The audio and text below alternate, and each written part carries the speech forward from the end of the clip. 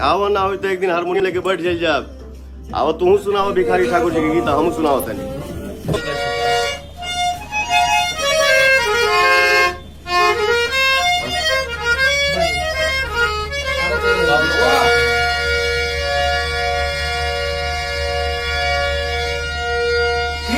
की बिसल हरी न पियल जाई पानी कॉल के तब की हैप्पी न्यू ईयर मनिए दिया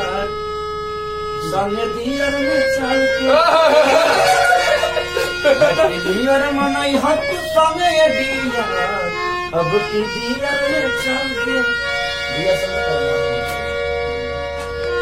मुर्गा कटाई ओ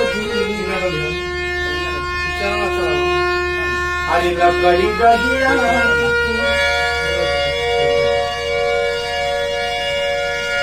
कि माजा उठावल जाई देहात में भात साग नदी किनारे पाँव बिछलाई अरे तनी चली हा धनिया संभाल के तब की हैप्पी न्यू ईयर मनावल जाई डियर डियर में चल के